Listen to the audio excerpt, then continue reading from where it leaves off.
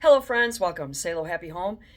I am happy to be here with you today on this Wednesday, January 28th. It's still below zero out there. It's a little cold, but I think it's inching up. It was minus 17 at one point yesterday here in our little hamlet, and it looks like it's minus 11 now, so we're kind of going up there. I want to talk to you today about Minneapolis. I was born and raised in Minneapolis, North Minneapolis, the Camden burb of North Minneapolis. I think they call them boroughs or some silly thing. I was born in Glenwood Hills Hospital in Hennepin County, and I lived pretty much the majority of my childhood and adult life in Minneapolis, North Minneapolis to be exact. Now, as I grew up and became a young adult and I moved to various places around the country just to find myself and have new experiences, I was married at one time, so I left Minnesota for that. And I have traversed many states here. I always ended up every few years or so coming back home to Minneapolis. I did briefly live in Coon Rapids, which is part of Anoka County, and that's kind of on that western edge there of Minneapolis, if I understand the directions here. I want to talk to you about Minneapolis because Minneapolis, when I say to you that Minneapolis is Murderapolis, is a cesspool of crime and filth and ilk, I mean it. It's coming from a lifetime of first-hand experiences. I'm not being cruel. I'm not being unfair. I'm not being unkind or insensitive. I'm going to tell you the facts about life in Minneapolis as I have firsthand lived it. When I was a teenager, a woman was abducted in broad daylight from the bus stop right outside my living room window. One time, I was home alone and a gunfight between gangs broke out on my front lawn, the lawn that I mowed once a week, the sidewalk where I cleared the snow. A gunfight. One time when I was home alone, I was in the kitchen making myself lunch, making a sandwich. I worked from home at that time. And a man, this is July in Minneapolis, Minnesota, a man in a long sleeve leather coat was walking down the alley, and I noticed him because he came toward my house. And as he came toward my house, he slid a large silver metal rod out from the sleeve of his coat, and he dropped to his knees at my basement window and attempted to get into my home. I ran into the living room and grabbed the phone and called 911. The bitch at 911 for Minneapolis police first put me on hold. Then I told her a man was breaking into my house. I am alone. Please come and help me. And her asinine response was, well, is he still there? Has he gotten in the house yet? So what, you need me to call the police? Well, of course, you untrained animal. That's why we call 911. Luckily for me, I have 3 large dogs, an 80-pound American Staffordshire Terrier, a 112-pound German Shepherd with a really bad attitude, and a cute little mutt that wouldn't harm a butterfly. But we had beware of dog signs all over. We had 3 very large 20-foot leashes for them in the backyard, and the dogs, luckily, they saved me. A couple hours later, a police squad came rolling down the alley with 2 cops. Did you report a break-in? I said, yeah, a long time ago, but no thanks to you. At least my dogs did your job. Well, is there anything to report? No. Get lost. So they left. That was the police. Okay. That's how much Minneapolis PD cares, and Hennepin County 911 dispatch cares about their citizens. 0. One evening when I was alone in my home, My dogs started acting a little strange and started crawling on their bellies down the stairs and into the dining room. And when I heard a noise when I went downstairs. I turned on the light just in time to see my dog lunge after a young uh, child, gang child. There was a gang of them out there, forcing his way into my dining room window. He broke the window to come in. My dog grabbed him. My dog and I, when I grabbed, he retreated, and I thought they were running away, so I grabbed the phone to call 911. I grabbed my dog. We were going to run out to a safe space, which was the enclosed front porch.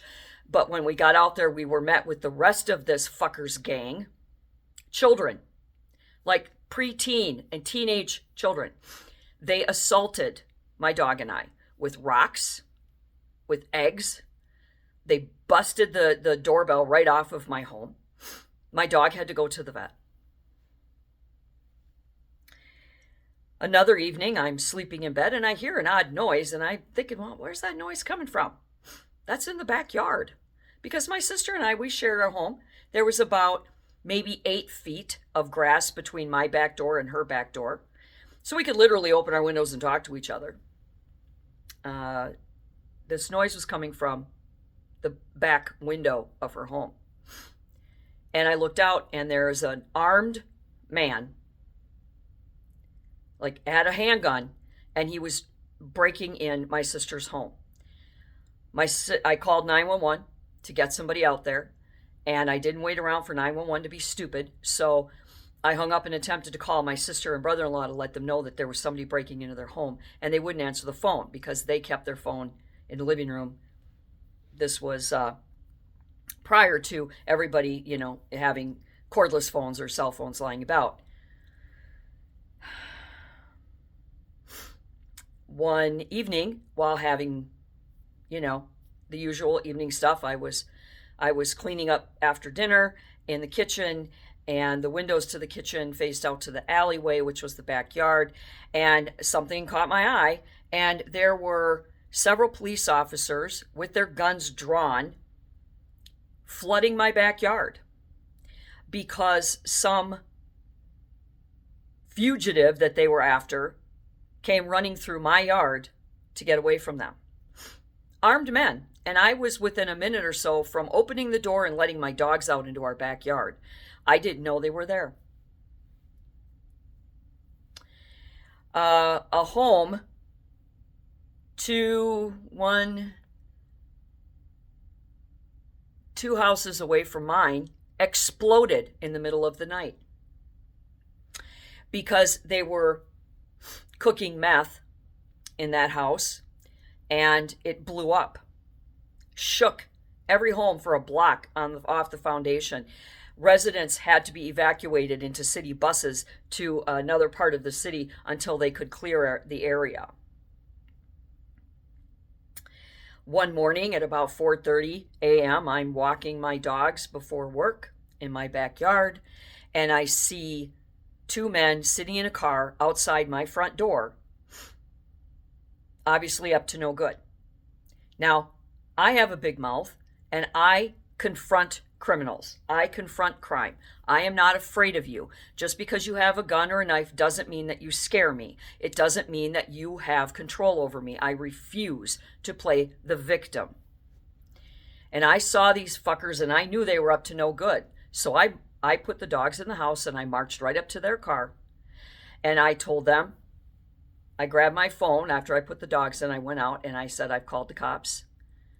And if you don't fucking leave my yard, I'm going to get my gun and shoot you.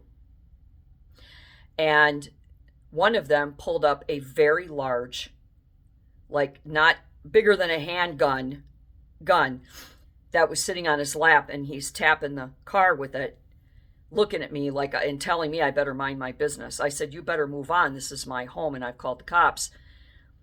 And if you show up again, I'll kill you myself because the cops aren't going to care about you. And we went back and forth for a little while, and eventually they did leave. But what were two men with very large guns on their laps at 4:30 a.m. sitting outside my front yard? Another evening, while my husband and I were having dinner, we got bang, bang, bang, bang, bang, bang, bang, bang, bang, bang, bang at the front door. Couldn't figure it out. Banging and banging. I opened the door, and when I opened the door, a young girl lunged at me and wrapped herself around me, screaming, "Help me, help me, help me." My husband called the cops. I sat down on the steps with this young girl, turned out to be 13. And she had gotten off of the school bus at the end of our block and was met by a gang of young girls who were on their initiation run, and they beat her half to death. And she, when able to get away from them, she went to the first store that she could find.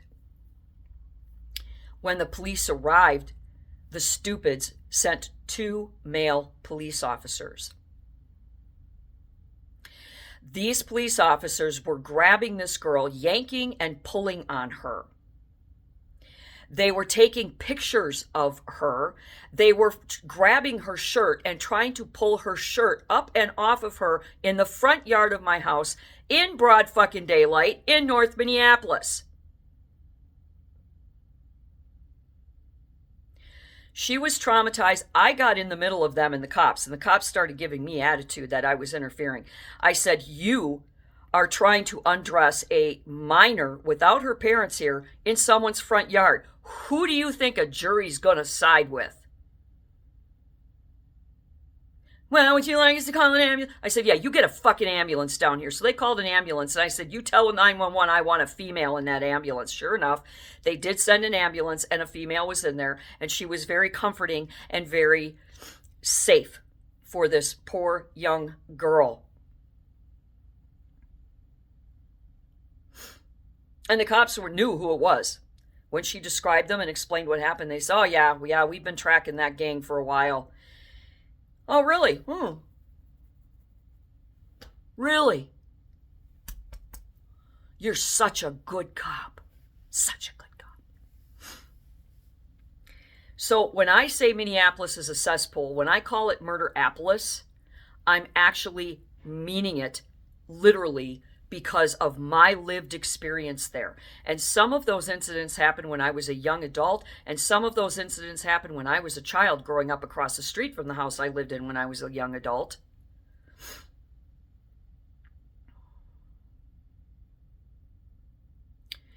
I walked to a corner grocery one afternoon, and as I approached, there was a gang of young preteen, teenage boys with baseball bats beating an elderly man to death. Now, I was a kid. I was scared. I was terrified. I didn't know what to do. And it was before 911, before everybody had a cell phone and you could call 911. I did run in and tell the store clerk, and the store clerk looked outside and said he would call 911. And I just went out the door and went the other way. Drug deals, drunkards, homeless people going around trying to break into homes and all of that kind of crap. The Hells Angels had their chapter just a couple of miles from my home. One evening when I was alone again, I spent a lot of time alone. Like I said, I'm a shut-in. Someone tried to jimmy the doorknob and door lock on my back door and try to break in. So North Minneapolis is not a good place. What's happening now is nothing new. My father and mother, when I was a little girl, I would overhear them talking about what they called the race riots at that time, which was the 60s and 70s.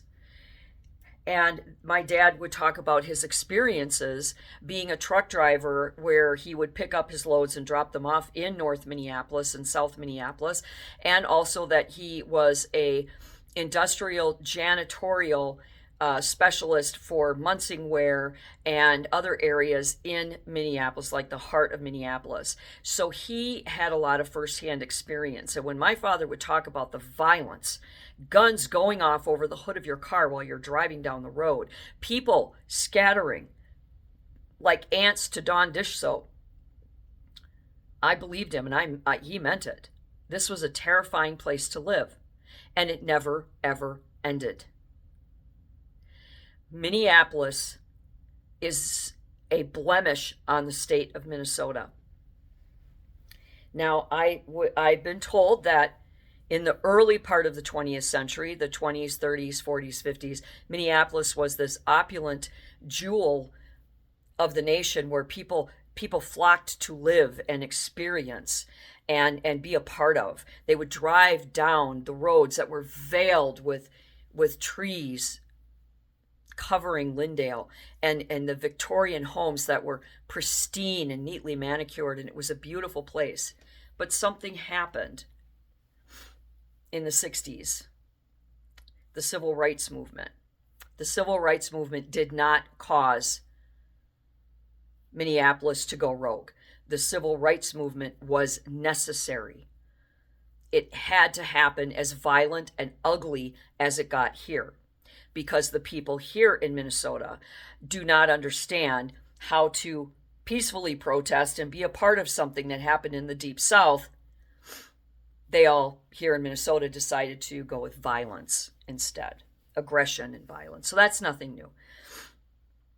So what's happening in Minnesota right now is quite extraordinary, but it's also just par for the course in this city.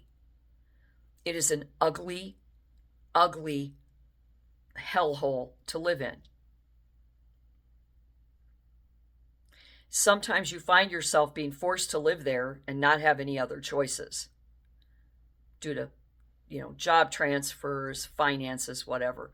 A lot of reasons why people can't live there or can't leave there, or leave there when they want. And I do feel bad for the nonviolent, law-abiding, tax-paying residents that have to endure this crap. So I get that the younger generations have no working knowledge of the history of Minneapolis and the fall of Minneapolis, but I'm here and I do. And my experiences were very real. They were very traumatic. I came within minutes, within feet of being attacked, abducted, killed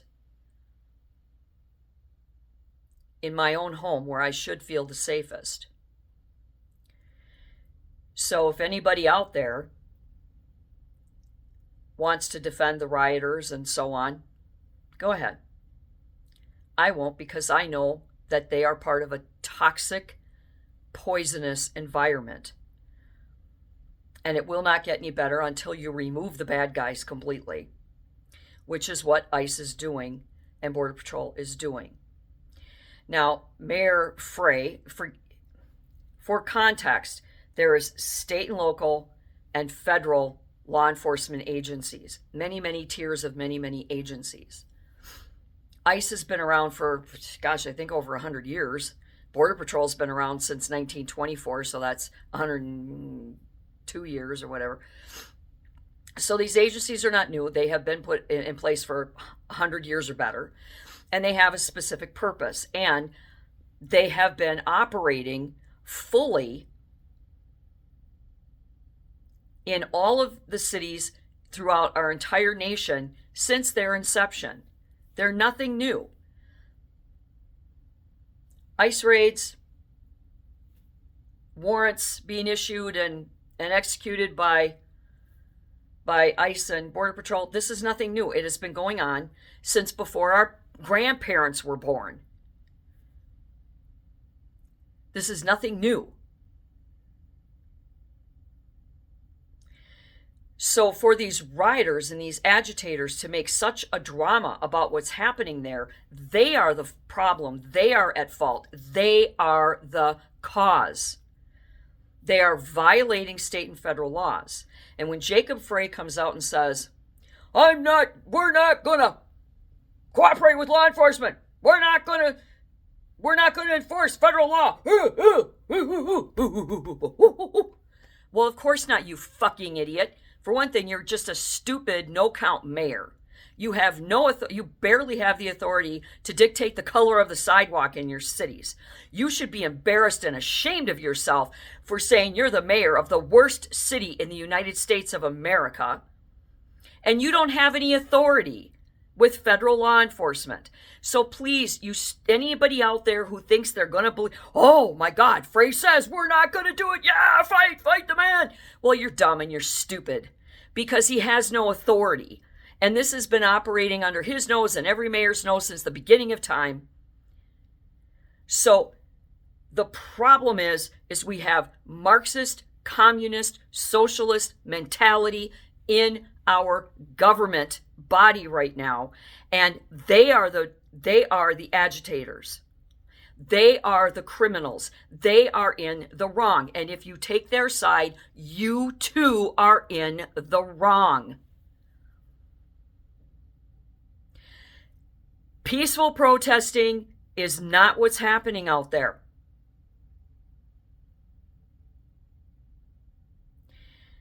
People are doing deliberate acts of agitation, interference, and law breaking that is getting them fired and getting them jailed, and in 2 cases now getting them killed.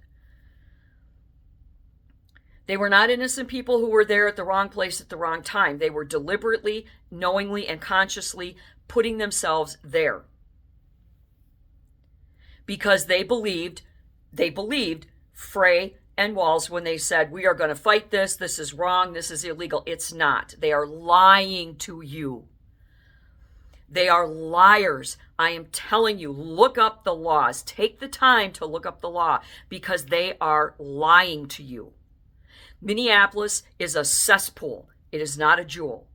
Minneapolis is 90% crime because of the failed actions of state and local law enforcement. The worst, Minneapolis PD is the worst law enforcement department in the land. They are woke, they are failed, they are defunct. Frey is completely non-issue, useless human being. Walz is a corrupt communist criminal. So when I tell you, and those people aren't even, they weren't born and raised in Minneapolis, okay? So you're taking the word of people that don't have a life experience there. That this is nothing new, that bad people run the streets of Minneapolis 24/7, a high concentration of bad people, extensive gang violence. It's been going on for decades and decades. They are lying to you when they say we're going to fight and we're not going to enforce. He said he's not going to enforce federal law. He's not allowed to have a decision in federal law. He's a stupid city mayor. Not even the governor can tell the federal law what to do. They can ask certain things, but prior to these riots beginning, these agitators and protesters coming here, ICE had been working for 100 years already. Doing their job every damn day.